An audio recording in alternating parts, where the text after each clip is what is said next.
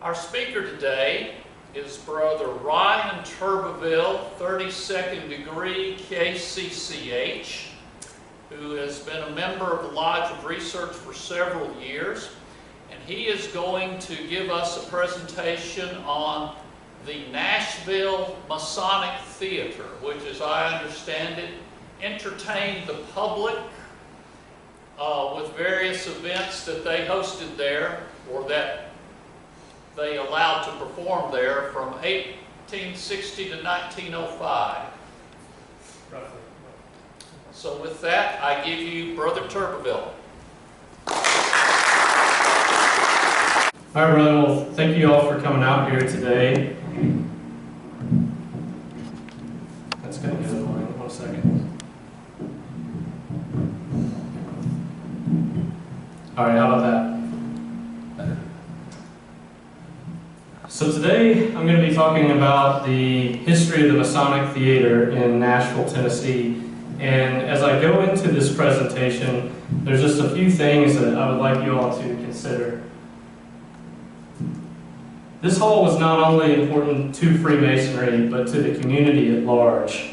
And as I'm talking, I'd like you to think about how and why the brothers of old did what they did, and why we cannot do the same thing today. So you can't truly tell the story of the Masonic Theater without first speaking on the building that came before it. In 1818, Cumberland Lodge built what was known at the time as Freemason's Hall. And there's an architectural historian named Nell Savage Mahoney who described it as Nashville's first community center. She said about Freemason's Hall that in a survey of buildings covering the 145 years which have elapsed since the incorporation of Nashville, no structure ever erected within the limits of the town appears to have held such a high place in the estimation of its citizens as the first Masonic Hall. In and out of its portals passed the humble and the proud, the mechanic and the landowner, the obscure and the renowned. Presidents of the United States and foreign dignitaries were feted there on several memorable occasions. And when the members of Cumberland Lodge No. 8 erected their Masonic Hall, they provided not only a meeting place for themselves, but the first community center for the citizens of Nashville.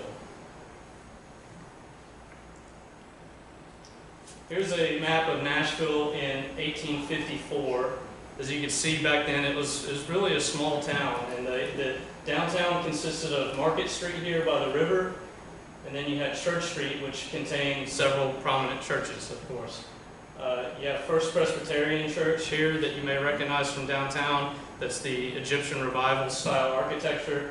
And right across the street where it's labeled Masons was where Freemasons Hall was. It is now the corner of 5th and Church where the Fifth Third Bank building stands. In 1847, they took the original hall and did this renovation to create this new facade. As great as that building was and loved by the community, I find it interesting that they felt it was necessary to continue to update it and add on to it. At that time, even before the theater was built, you could see that it was a center for entertainment and learning. They regularly hosted concerts and public lectures. Here is a lecture from a professor of agricultural chemistry from the University of Nashville, gave a talk on chemistry and philosophy at Freemasons Hall. The Grand Chapter and the Grand Lodge met at this building, along with Cumberland, Sewanee, and Sequoia and Nashville lodges. The latter three merged in 1852 to form Phoenix Lodge, a new lodge rising out of the ashes of the old. Just a few years after that, sadly though, a fire broke out in downtown, and the paper reads that among the buildings destroyed by the fire on Wednesday was the Masonic Hall. We are pleased to learn, however, that all the records, paintings, etc. belonging to the Grand Lodge and Grand Chapter were saved. A few unimportant documents and perhaps a few pieces of furniture may have been lost in the confusion of removing. The only loss sustained thereof is upon the building, $5,000, a pretty large sum. We understand that it is the intention of the fraternity to commence rebuilding immediately, and a meeting of different lodges in the city will be held tonight for the purpose of consulting and taking steps in regard to the matter. It has been suggested that a fine, large, 4-story building be erected upon the site of the old hall. The first story to be arranged for stores and offices. The second, a large and conveniently arranged hall suitable for all purposes for which a hall would demand, and capable of accommodating a very large audience. And the third and fourth stories to be appropriated to Masonic purposes. Such a building would not only be an honor to the fraternity of Nashville and throughout the state, but would be an ornament of the city. I want you to think about those words when they were considering building these buildings. It wasn't just about a building for the lodge, but it was something for the community as well. This meeting was held on July 11th. So on July 9th, this place burnt to the ground, and by the 11th, they were meeting with Cumberland Lodge number 8 and Phoenix Lodge number 131, held a meeting in McClellan's store on College Street to discuss the erecting of a new building. So, you know, these guys were on it. It burned down, and 3 days later, they met to design a new building to literally rise from the ashes of the old lodge. That night they held a vote, and they came up with 3 main points that they wanted to get across in the design of this building. They wanted it to be convenient for Masonic purposes, useful to the public, and ornamental to the city. They also appointed a building committee that night, the chairman of which was Charles Fuller. I have his past master's photo here from when he was a past master of Phoenix Lodge. Remember that name, he's going to come up a little bit later.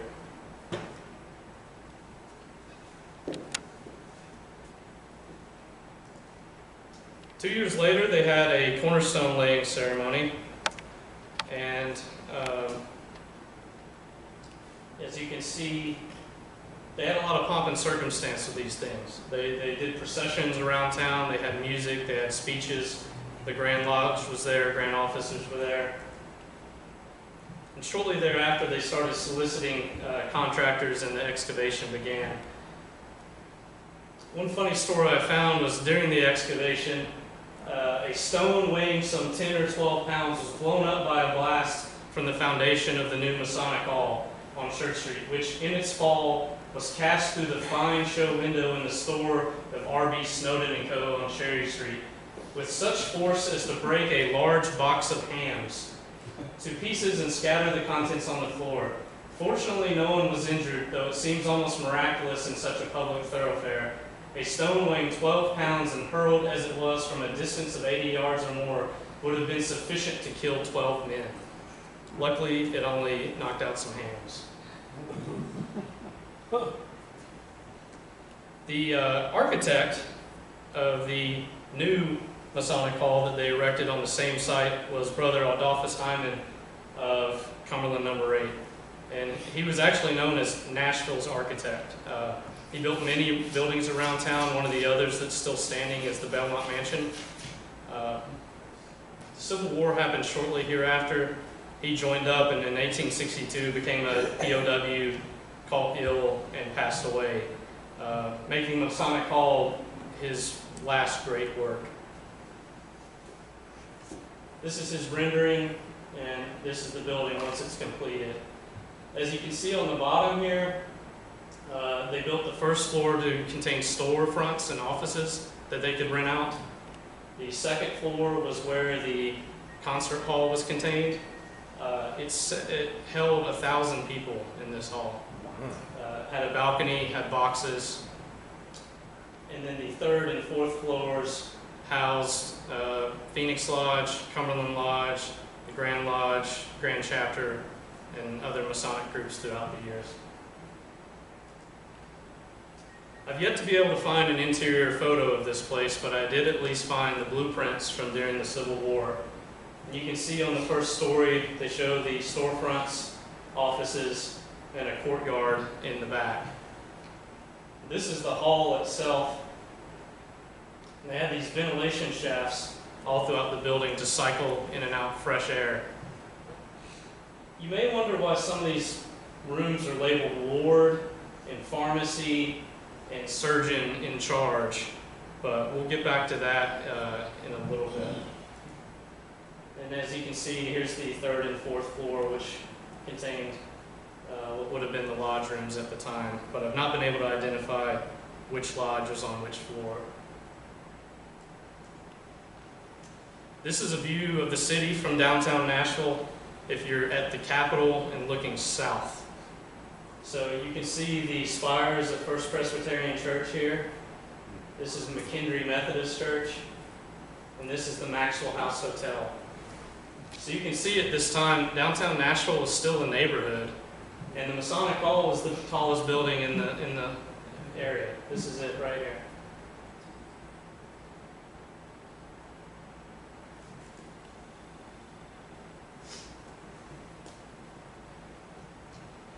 So almost 5 years from the vote when they got together to rebuild the hall, it was opened in February 19th, 1861 for an event for just Masons. It says, "We were pleased to meet a very large concourse of Masons of Nashville in the vicinity in the musical hall of the Masonic Temple, opened and lighted for the first time last evening. We were delighted to witness the fine appearance of appointments and finish, and we could but feel proud of the entire edifice as an institution of our city. The musical hall will take all the concerts, operas, etc. from our theaters, and for beauty and finish it cannot be surpassed anywhere, and the strength and durability of the entire block can no longer be doubted, as not a crack or give can be seen in any room from base to top.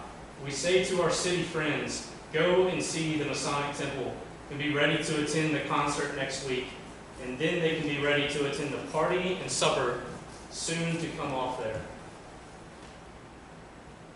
Before the first concert, they also decided to hold a public open house on February 22nd and February 23rd, a few days later.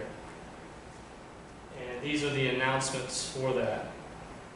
After this public open house, there's a rather lengthy write-up about it, and I've went back and forth on just picking out parts of it, but it's too good not to read the entire thing, so if you'll indulge me. The Masonic Festival. It is no news to our city readers to be told that the Freemasons gave a grand housewarming in their new temple on Thursday night. It was one of the most princely efforts of hospitality we ever witnessed. In short, it may be designated as an entertainment given to the city of Nashville. Everybody was there. To be absent was to acknowledge yourself nobody and nowhere. The whole building from bottom to top was thrown open and brilliantly illuminated. In every apartment were to be found throngs of gay and happy guests. The great concert hall was before supper used as a promenade, occasionally interspersed with some well-selected and well-executed vocal and instrumental music. While the various secondary apartments used for the meetings of the Masons were fitted up with pianos and mirrors as saloons or drawing rooms for conversation, music, and flirtation. This had the most agreeable effect in breaking up the formal character of the entertainment as a grand assembly and investing it with the social character of a private reunion. About 11 or half past, it was announced in the various rooms that supper was ready. They ate pretty late back then, I've started to see. But that, as the arrangements had not been contemplated as large an assemblage as was present, ladies only would be admitted to the first table, gentlemen being allowed only to escort them as far as the door and then relinquish their attendance on them until after supper. This announcement was at first received with dismay by the masculine portion of the company. Young Nashvillians grumbled at the loss of those nice opportunities for delicate attentions, which are furnished by the exigencies of the supper table, and old Nashville entertaining serious misgivings lest the comestibles should give out. Both were consoled, the younger gentlemen by the tuning of fiddles in the orchestra, and old gentlemen by finding that limited arrangements referred not to quantities of eatables, which was superabundant, but simply the dimensions of the supper room. It must be admitted that the glories of the evening suffered an eclipse while the crinoline was engaged in the process of reflection, all missing the ladies and some susceptible as to their supper. It was a good time the conclusion of the ladies' refreshments was announced, and the grand staircase of the hall presented for half an hour some of the most amusing scenes ever witnessed by this editor. 800 ladies descended through 2 stories of staircases in stone and iron. We speak of the staircase, not the ladies. Though it was supposed there was iron in their fabric. 800 beautiful ladies, for all Nashville ladies are beautiful, radiant with the inspiration of oyster soup and chicken salad and ice cream, and the joy which they knew that their return would confer upon the gentlemen. Skipping to the end, this goes on and on. How long the dancing lasted we cannot say, having left at something after 2 in virtuous indignation, and finding our particular widow appropriated by bricks. It was he who figured in the soup business, and who will shortly glut our vengeance. But never mind at present, all other feelings must give way to the duty of acknowledging in our most glowing terms the princely hospitality of the Masons. Gentlemen, may you prosper, and may your splendid temple stand 1,000 years, as we don't doubt it will. Alas, another Masonic Hall cannot be inaugurated in Nashville in our lifetime. So this whole idea of us being some secret society that no one knows about and doesn't get involved in seems a little wrong-headed, I would say.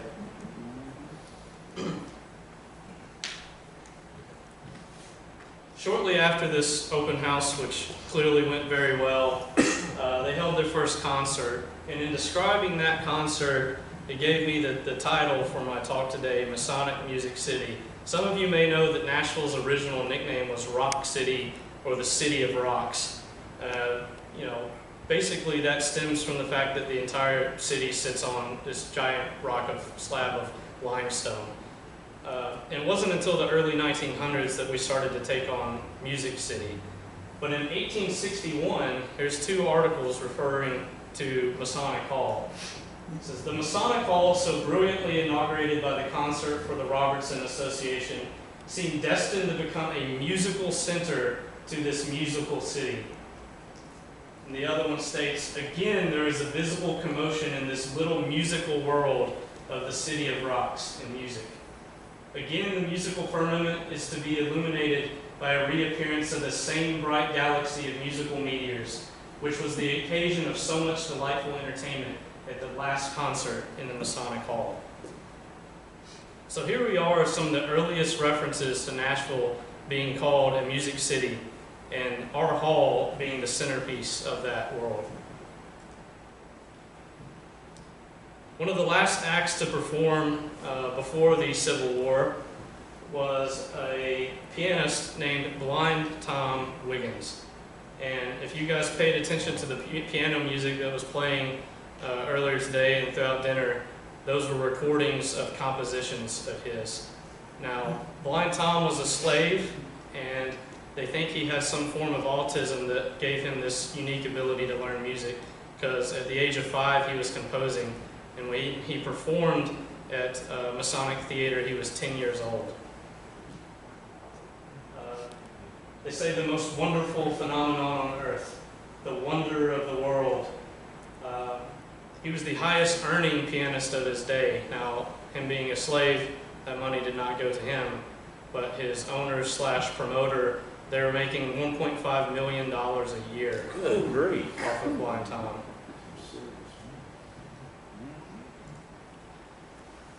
Then, of course, the war between the states.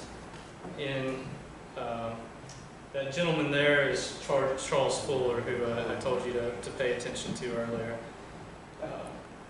Nashville was surrendered to the Union on February 24th, 1862, at the home of Charles Fuller in Edgefield.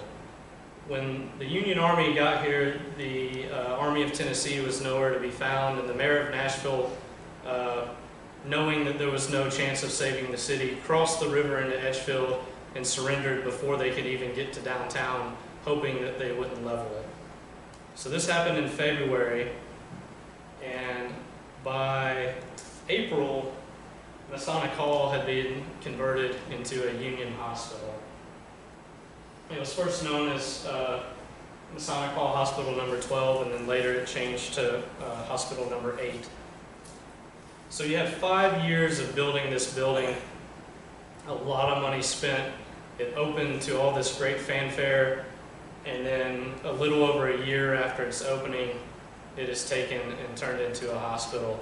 Hence why in those blueprints you saw the words pharmacy and surgeon in general and wards.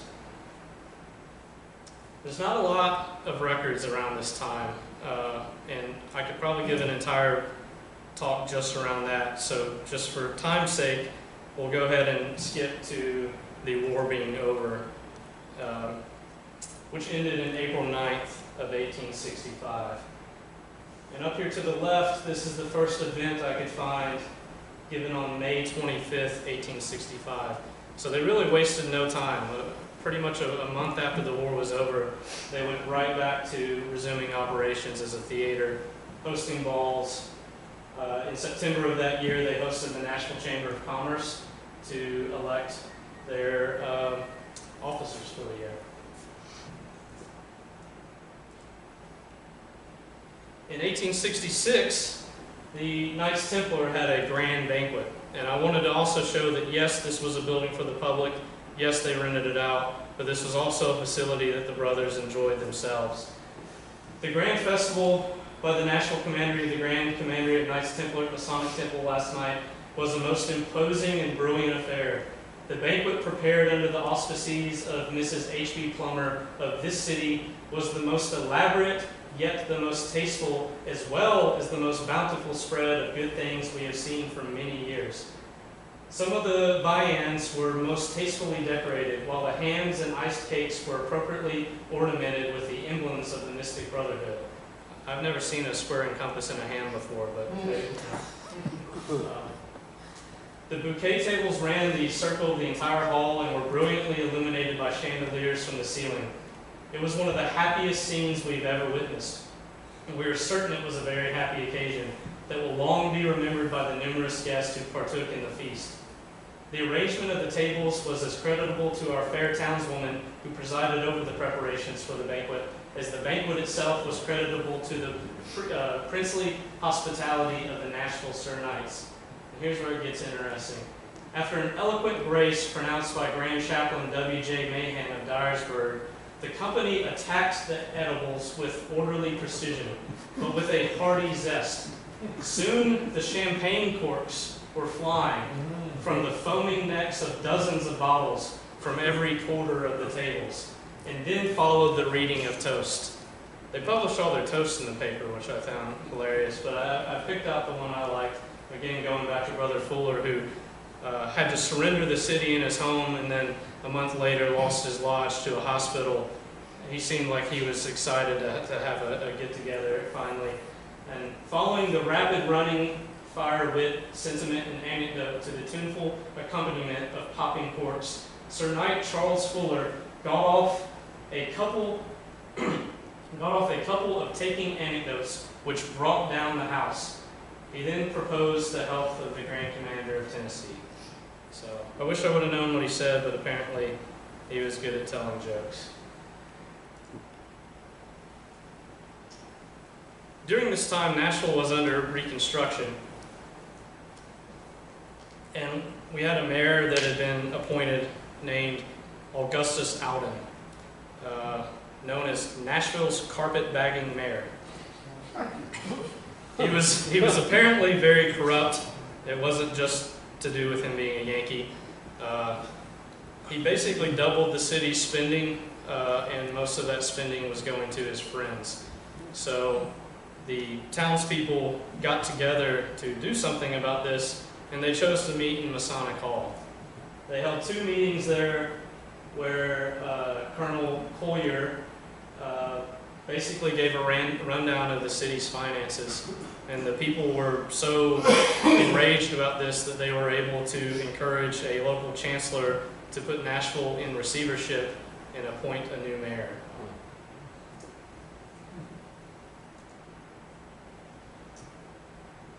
Shortly thereafter, in 1872, Jenny Wilmore, who is known as the Queen of Burlesque, leased Masonic Hall, Masonic Theater, and renamed it Jenny Wilmore's Masonic Theater. She ran the theater for about 2 years. Over the years, though, the theater hosted the top acts of their day. Edwin Booth may not mean as much to you all as his brother John Wilkes Booth, but Edwin Booth was known as the greatest actor of his generation. And this playbill here, Manager Ford of Baltimore and Washington, that's Ford's theater, where President Lincoln was shot. Probably the second best actor of that generation was John McCullough. And as you can see, within a number of years, Masonic Theater hosted both of them. There were also a lot of lesser-known acts in and out of this place. They had palm readers and spiritualists and mediums. They had this lady, Logrinia, who had trained birds, mice, and cats. I'm sure that was a heck of a show. This Mr. Livingston was a medium. He will exhibit his wonderful spirit power at the Masonic Theater on Friday evening next. Apparently didn't go well because the critics called him an unmitigated fraud.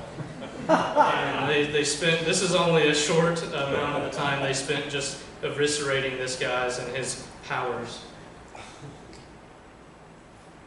They also had a lot of political events there.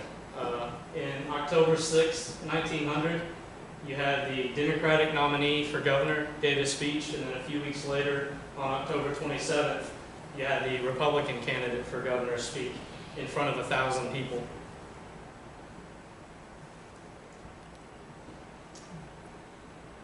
Here is a medium or spiritualist that did not disappoint. Anna Eva Fay was one of the most world-renowned of this at the time. She actually came to Masonic Theater twice, but from her last act, some of you may remember a name, or this name may sound familiar to you. The committee from the audience was composed of Messrs. J. Matt Williams, General W. M. Brandon, and Ben Allen. Our Nashville Scottish Rite brethren should know who that is. Miss Fay was securely tied to a rod in the center of the stage, and the cabinet placed over her. With her feet and hands tied, she played on the guitar, rang bells, drove nails, and did other things which required the free use of the arms. The committee was diligent in its search for some trick, but were compelled to admit that so far as they know and could judge, she was securely fashioned. The audience was mystified at this part of the performance, but when later in the evening, when she picked out people in the audience, answered questions of which they were thinking, they were astounded. It was a marvelous performance, and explain it as you will, there is something mysterious and wonderful in it. She called out and answered over 50 questions and never missed a single one. So Ben Allen was a regular at the theater. He had his own box. And some of you are familiar with the Buddha that is downtown. There's probably 10 different stories of how he acquired that Buddha, but one of them is that he was at a event at Masonic Theater, and the adept who brought the Buddha to Nashville was performing at the time. And he saw Ben Allen in the audience, invited him backstage, and tried to offer him the Buddha.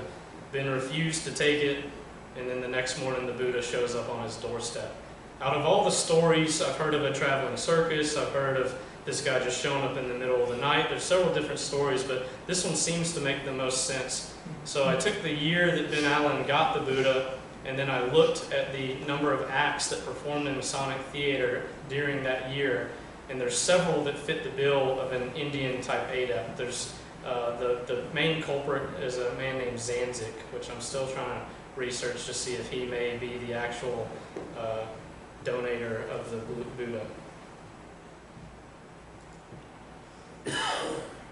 So no, they did not have baseball in Masonic Hall, but apparently before radio even existed, if you couldn't go to an away game, they would meet in the hall and somebody would detail the game. So I guess they just had scorecards and what happened, and they would call the game as if you were there. and showing how innovative we were at the time in 1901. Electric fans will keep the crowd cool, and we also did not allow smoking. I think the ladies weren't a big fan of that. Ladies were free, by the way. There's a consistent theme here of us trying to attract ladies into the building. Hey, baby. These are just a few of the renovations I found over the years. In 1875, it says the proposed metamorphosis of the Masonic Hall.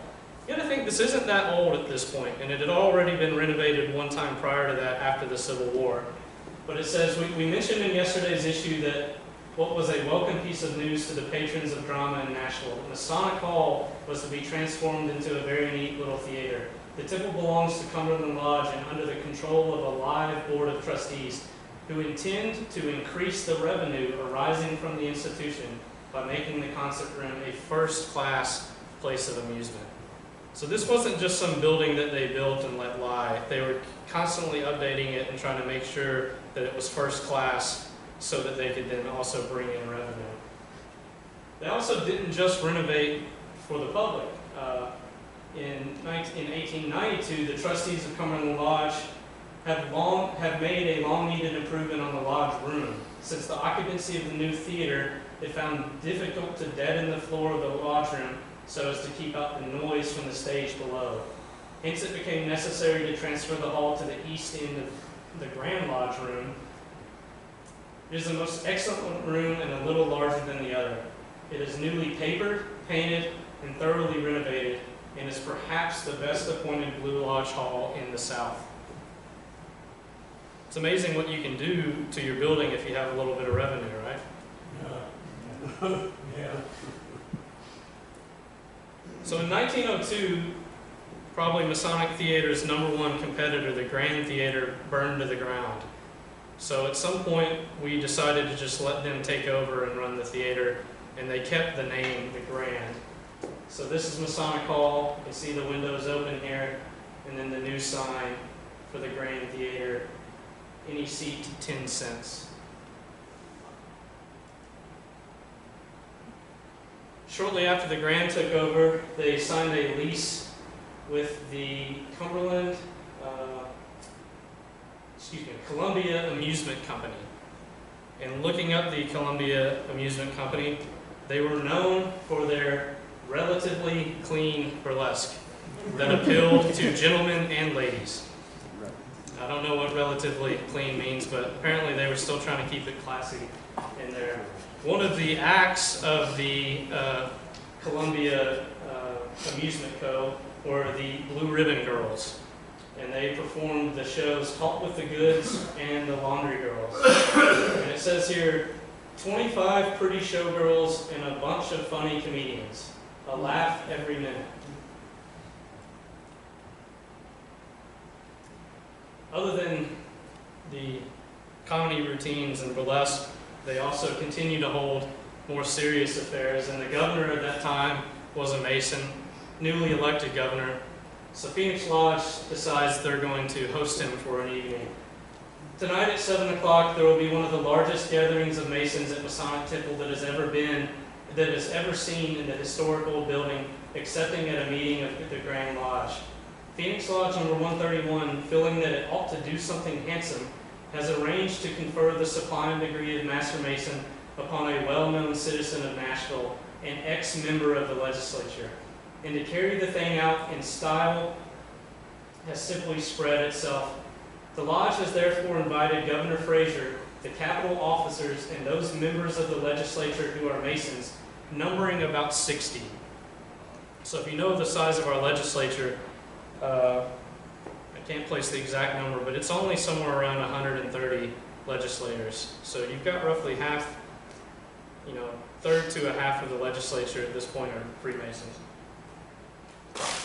And we decided to have them over at the hall and put on a Oriental garb Master Mason degree. Afterwards, there was a reception. So there was a pre-reception at 7:30. At 8 o'clock, they conferred the degree in full evening dress, John B. Garrett acting as worshipful master, and the second section in Oriental costume. At 10 p.m., they had the reception by the governor, At 10:30, a buffet lunch. Again, I don't know why they ate at 10:30 or 11 o'clock. But at 11, they enjoyed some cigars. And then lastly, one of the favorite events I found. On July 3rd, 1912, there was a fight at the Grand Theater. A few months before this, they had converted it to a boxing ring. And they hosted a fight between a 150-pound Jap and the middleweight champion of the world. So apparently this was a pretty big part of the boxing world at that time. So going from the middleweight champion of the world, they decided to use the 4th of July weekend to present Bob, the boxing kangaroo, said to be the only one in captivity, fight 3 fast and furious rounds with one of the Gordon brothers. 4 real Mexicans offer an entertaining musical novelty, playing popular and standard selections on the marimba, an instrument of their own invention, and similar to the tone of the xylophone. I love that they had to prove that they have real Mexicans. They're not faking this. They have real live Mexicans here performing an instrument that they had to explain to people what that instrument was. The Bellboy Trio, a lively set of songsters, offer a good comedy, talking and singing a number of full, laughable sayings and harmonious singings. Lyndon and Dormant, a stylishly dressed young man and a shapely young woman, offer an exceptionally good singing and talking number. So, as you can see, they had a lot of fun in this building. Sadly, the building was sold later that year, and Cumberland Lodge built a new building a few blocks away that was every bit as gorgeous as this one. But the new building, while it had its own auditorium, it never had the lively theater aspect that this one had. You have pretty much from 1861, except the Civil War, all the way up to 1912, of this being a full-time entertainment venue, not only for the brothers, but for the city of Nashville. And in conclusion, I would just like to say, what's preventing us from doing this today? What's preventing us from using our buildings to generate revenue? Why can we not, again, be the pillars of the community and a cornerstone of the culture? No champagne companies. Where's that? That's how I made it.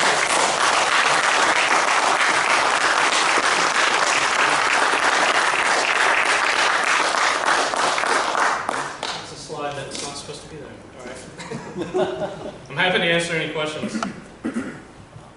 How long did the Grand Lodge meet at that building, and where did they move to after?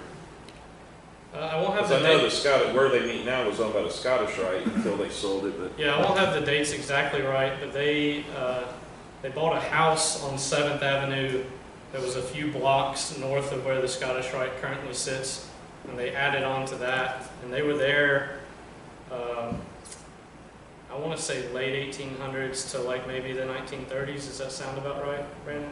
I think it wasn't as long as the 30s, but yeah. Okay. And then they moved in to the Scottish Rite building right at the start of the Great Depression. So But did I mishear you say that they used to meet, the Grand Lodge sessions were? they met in both the original Freemasons Hall from 1818, and then they met in Masonic Hall all the way up until this house that they converted to a lodge building. I want to say late 1800s.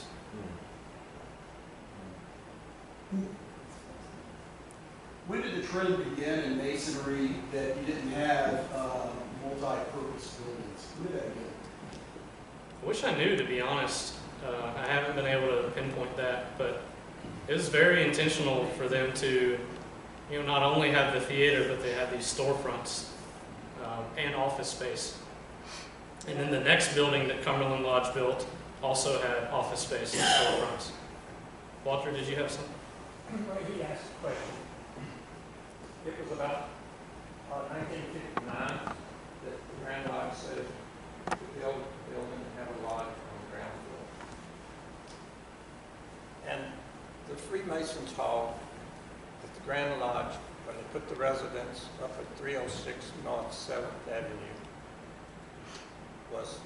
they bought it in about 1911. That's the first real estate other than the Widows and Orphans home the Grand Lodge ever owned. They built an auditorium on the back, and then after World War I, the city, county, and state condemned that entire block, which also included the governor's mansion, and built the War Memorial Building. I think the Grand Lodge temporarily met at the new Cumberland Lodge across the street, sort of, a little further on the west side.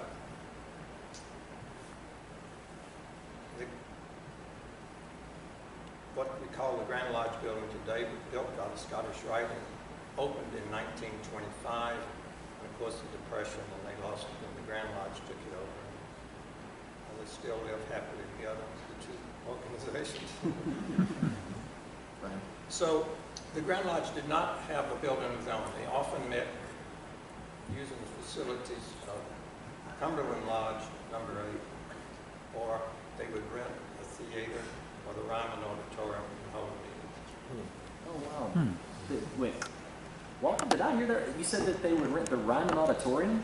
Yes. Fascinating. The Grand Lodge had, when they, in the intermeeting, in the interim from 22, I believe, is when the state finally kicked the Grand Lodge out of that. What? I mean, it was done admirably. There was 3 years there before they could occupy 107th Avenue North. Grand Lodge only needed it, in March, and they rented the Ryman.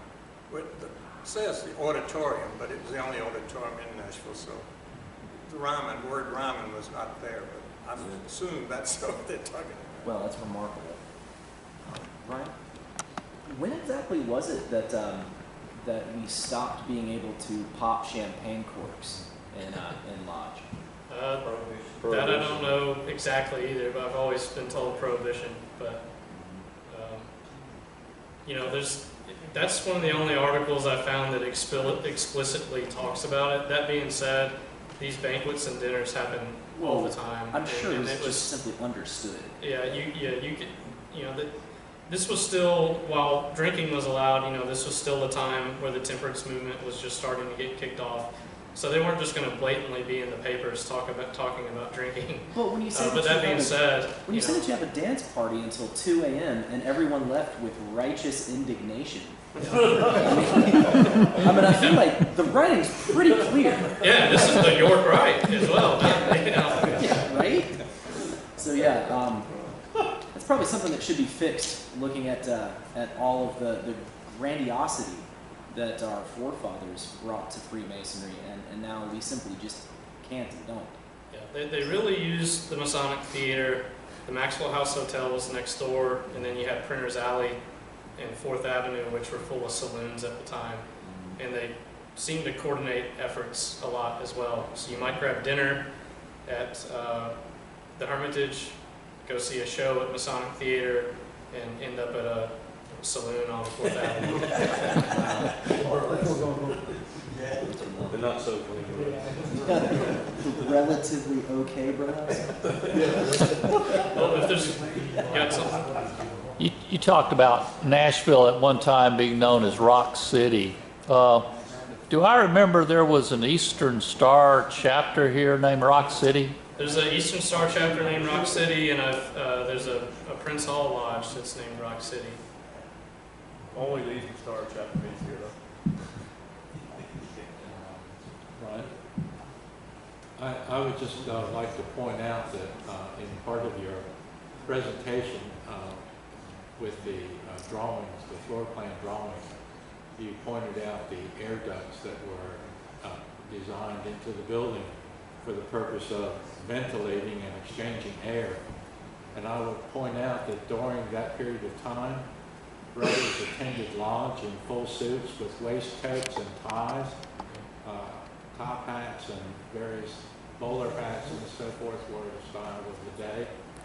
And today, with air conditioning, we still have people that come in Hawaiian shirts, cutoffs, and flip-flops because they've got to be cool, Yeah, they also, this was a large part of its history was before electricity. So when they talk about lighting these chandeliers, those things gave off some heat as well. And I found one reference to they used bacon grease to power them. So Well, but that's not imagine walking in this place and just smelling bacon everywhere. I wonder whether they were hungry first. But these were, I really had to trim this down, and I'm sure I went over, but there's so many of these events that I found to be funny. And it was the entire spectrum. It was the top actors in the world all the way to, the cat lady who trained birds. Did Bob win? What's that? Did Bob win? I never found anything on that. I will guarantee you he won. Have you fought kangaroo? I've seen it. It's a All right, large well, rat. You don't want to mess if with it. that's all, we can get on with this meeting. Happy to